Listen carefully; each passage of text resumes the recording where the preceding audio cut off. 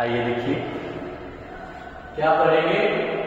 विद्यालय में शिक्षा का सार्वभौमिकरण। हमारे सामने सार्वभौमिकरण सबसे बेहद महत्वपूर्ण है कि सार्वभौमिकरण है क्या।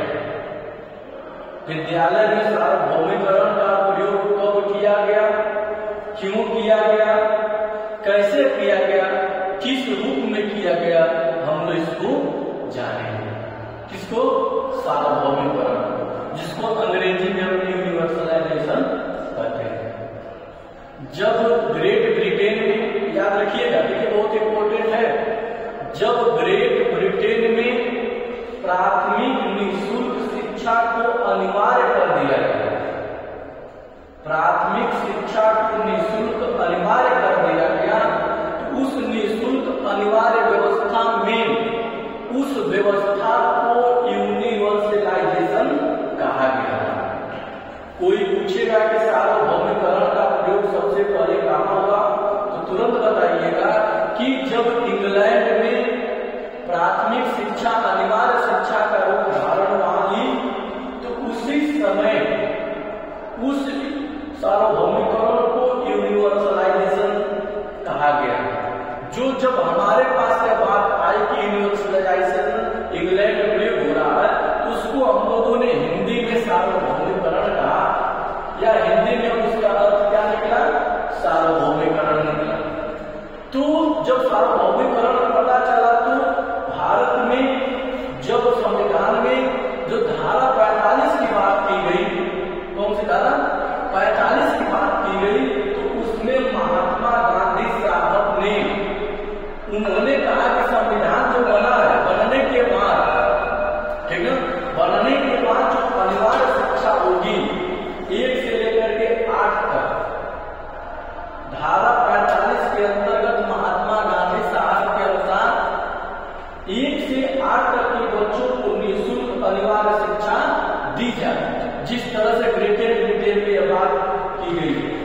फिर वही बात यह की जाती है कि यह निःशुल्क अनिवार्य शिक्षा को देने से नहीं होगा, यह सफलता कभी नहीं मिलेगी। यह सफलता तब मिलेगी जब उन स्कूलों में 1 से 8 के बच्चे पढ़ेंगे, पढ़ने के बाद उत्तीर्ण होंगे, उसको सार्वभौमिकरण कहा जाएगा। उस सार्वभौमिकरण का अर्थ बताया गया, किसका? उस सार्वभौमिकरण का अर्थ बताया गया कि 100% सुविधा, 1 से 8 के बच्चों को हमने निःशुल्क व्यवस्था कर दी, लेकिन वहां कोई सुविधा नहीं है, उसको हम सार्वभौमिकरण नहीं कहेंगे।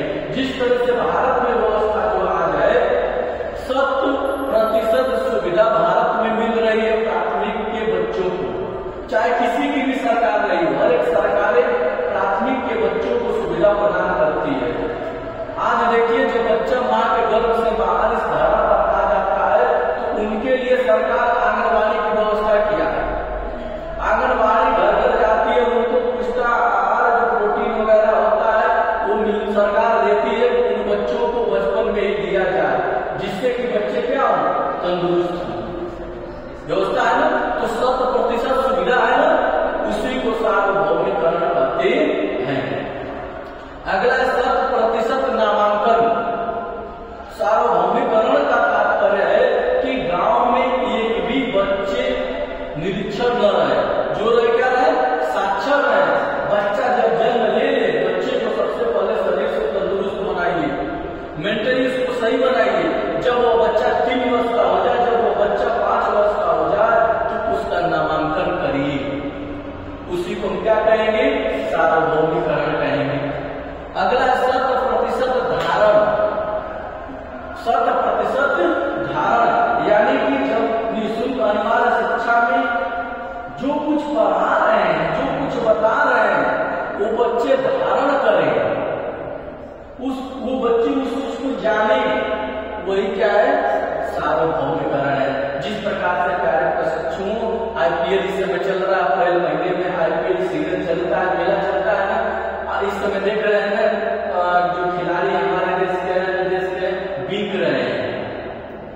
बेचना जानते हैं ना, बेचना, अपने आप को बेच देते हैं। जो जिस टीम में रहता है उसका टाइम पूरा होता है तो फ्री हो जाता है। तो मान लीजिए कि मुंबई इंडियन टीम में है, हम मुंबई इंडियन टीम से करार रखते हैं कि आपकी टीम में हम 3 साल तक खेलेंगे इतने रुपए में। जब वो समय पूरा हो जाएगा तो पूरा होने के बाद हम स्वतंत्र है ना, तो वही टीम हमको फिर से पैसा देगा कि भैया हमारे यहाँ से 5 करोड़ लेगा, तो हम फिर उसी टीम में बने रह गए। उसी को क्या कहेंगे, धारण कहेंगे, ठीक है। उसी तरह से जो बच्चे अनिवार्य निःशुल्क शिक्षा ग्रहण कर रहे हैं, जो टीचर जो शिक्षक शिक्षिका पढ़ा रही हैं, वे बच्चे धारण कर रहे हैं कि नहीं कर रहे हैं। अगर कर रहे हैं तो उसी को सार्वभौमिकरण कहते हैं। अगली बात, 100% सफलता। आप उन बच्चों को घर से घसीट करके लाए, घर से जबरदस्ती ला करके नामांकन करा दिए, कक्षा में बैठा दिए, खिचड़ी खिला दिए, बच्चे को तंदुरुस्त बना दिए। जब परीक्षा में वो बच्चा बैठा तो 30 मार्क्स में 0 मार्क्स पाता, तो उसको सार्वभौमिकरण नहीं करेंगे। सार्वभौमिकरण किसे कहेंगे, उस बच्चे का हमने नामांकन किया, उस बच्चे को हम सुविधा दी, उस बच्चे को हमने पढ़ाया, उस बच्चे ने हमारे पढ़ाया गई बातों को ग्रहण किया, धारण किया। जब परीक्षा में वह बच्चा बैठा, उस परीक्षा को क्रैक कर गया, उस परीक्षा को पास कर गया, तो प्यारे बच्चों उसी को सार्वभौमिकरण कहते हैं। समझ रहे हैं ना। तो इस तरह से अगर परीक्षा में पूछ देगा कि सार्वभौमिकरण क्या है, सार्वभौमिकरण का तात्पर्य क्या है, अब बताने में पीछे हटेंगी नहीं, हटेंगी नहीं, हटना भी चाहिए। परीक्षा में चीजें आएंगी तो लिखने में भी कमी नहीं करेंगे। ठीक है, धन्यवाद।